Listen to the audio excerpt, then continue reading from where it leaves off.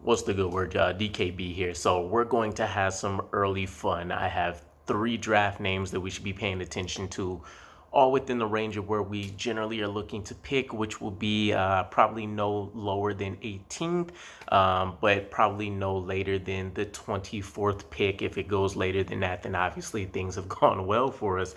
But let's go ahead and kick it off. So for starters, we have linebacker Trenton Simpson out of Clemson. Now, he hasn't garnered a billion accolades. He was the PFF All ACC second team. He was Phil Steele's All ACC third team, but he hasn't necessarily gotten any specific hardware, which is perfectly okay. So when we take a look at some of the attributes that he may bring to the table, we're talking about an elite athlete when it comes to coming downhill, and then being able to move laterally sideline to sideline. The guy is extremely violent, but I love the fact that his background kind of helps round this out a little bit, and so he's not playing almost Quincy Williams-esque. Early years, think about some of those, late penalty hits and different things like that that have come up. His father was actually an Army sergeant, if I recall correctly, and so there's definitely a lot of discipline that's been there within his game, within his personal life. But aside from that, he's bringing that to the field, which is great. We've also seen Clemson do an amazing job of utilizing him all over the place. So he's played safety against Wake. He's been able to drop down into the edge and rush the passer. We've seen him do his normal coverage responsibilities. He's dropped in the slots. And so he brings a little bit of everything. There is a small pro comparison to Micah Parsons just in terms of the way that you can utilize him.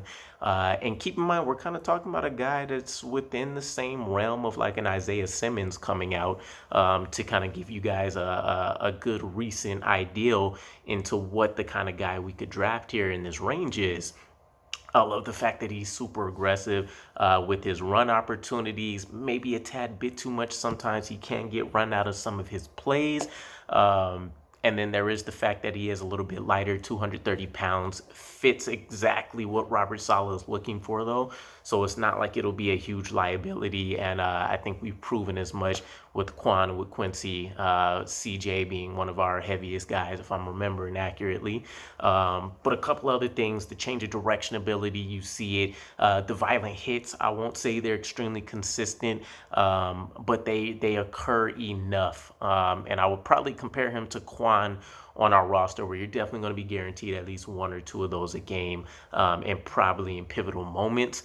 And one of the best things I love has been that we've seen improvements in a key area that we would personally feel year after year after year. And so he started off pretty poor in coverage back in 2020.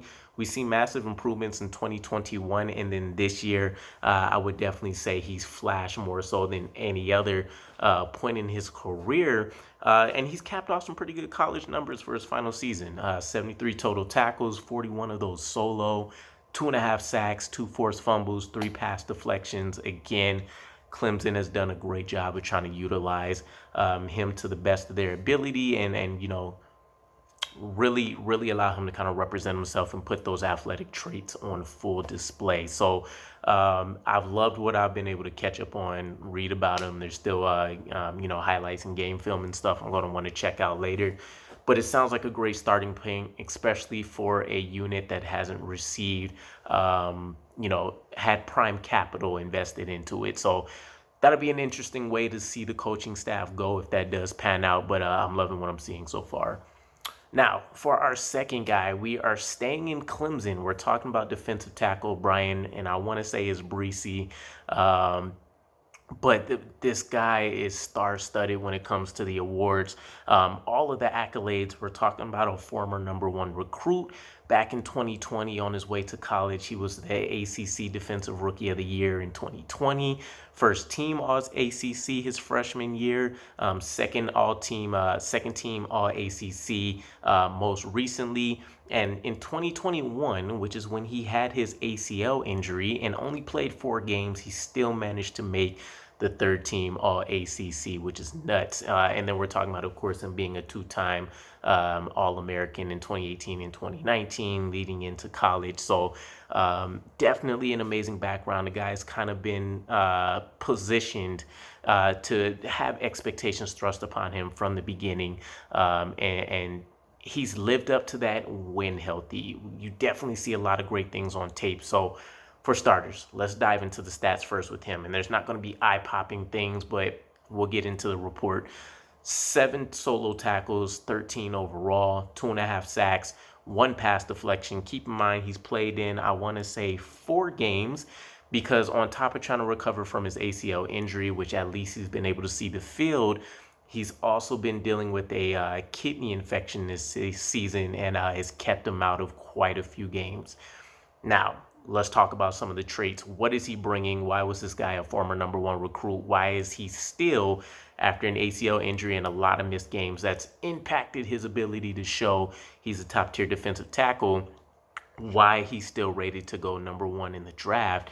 And by the way, even within the range I mentioned of that 18 to 24, this would be considered a steal by a lot of people. So we're talking about, for one, when we want to talk about schematic fits, this guy is one that we could put him in a lot of excellent positions. I won't say it's a perfect marriage, but he's a guy that essentially is going to be a penetrating 3 technique, although he's been able to do a lot of other things for inside. You can move him around in a variety of hybrid ways. And he's coming from a 3-4, so a bit of a transition.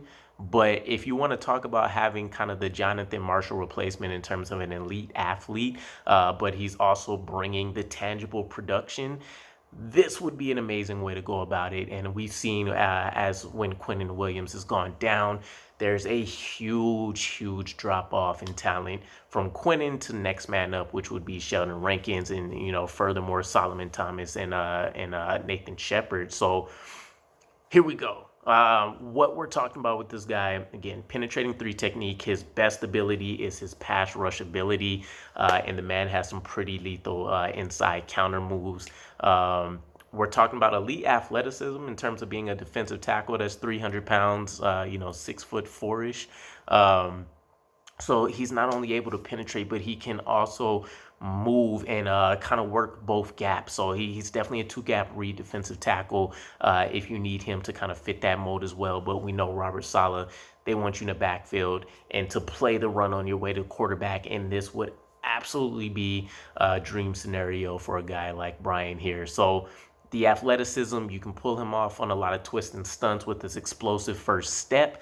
And the explosive first step, we're talking about an elite move. We're definitely talking about, Grady Jarrett's of the world. You can put him in the JFM category as well. And that's probably coming right out. And the ACL injury doesn't really look like that's impacted him in the games that I've been able to kind of catch and see a little bit there. We're talking about his ability to beat double teams. And so really, you have a lot of these physical strong points with them. The guy's he's a freak in terms of his physical build, but he's also very aggressive mentally. He's extremely strong, and we're talking about a guy that obviously has some size to him. So there's a lot to love about his physical makeup, but there are still some things that he'll need to kind of grow into, or at least develop some fail-safe plans for, let's call it. So there are times where you might be able to kind of move him off the ball when you're talking about stacking guys up and being able to get a run game going. Again, there's still the ACL injury, which he hasn't necessarily been able to prove just yet that he's overcome. But still, I told you guys we're talking about 2.5 sacks, a pass deflection, a number of other things he's been able to contribute already in limited time. So I would say if he was 100% healthy, which he may or may not be outside of the kidney infection, we're talking about a guy that probably still would have went out here and absolutely dominated. So I love what he's going to bring. He can beat double teams off the pass rush. he might get moved off in run coverage a little bit. You might be able to do some things misdirection wise to alleviate some of the pressure that he's going to give you. And he might be susceptible to double teams in the running game.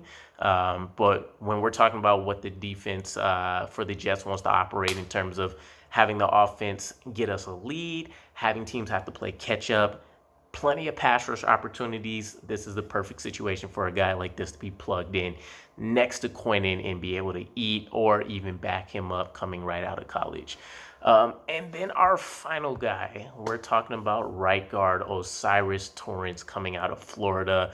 Just checked out a lot from this guy too between Jet Central and then just doing a lot of my own reporting. But the physicality is something that jumps off the tape, let alone his build. 347-ish pounds is the range we're looking at. 6'4" guy, extremely young. We're talking about 22 years old. This is a guy that has a lot of room to grow. And the immediate thought in my head when I heard about the build and him having some maybe better than average agility at his size was Nate Herbig on our roster, and we've seen how vital he is into the run game, which is exactly where the strengths of Osiris lies. This guy is going to move people. He's been able to build up a fair amount of experience already going into his senior year. We're talking about him being a potential fit. Again, not a diamond-studded, perfect marriage. But when we're talking about a guy that might be best in a situation where he's blocking gaps as opposed to a man directly, which is what we like to do in our wide zone scheme, he could potentially ball out in that area. And he offers us a lot of versatility. Played on the left side at left guard his freshman year, was able to play the last 2 years at right guard, an emergency to AVT potentially, a groomed backup behind Nate Herbig, maybe a guy that could potentially replace Lakin on the left side. But either way, this is a plug and play guy that potentially can even be a starter right away if you have the understanding that you are going to be implementing the run frequently and often.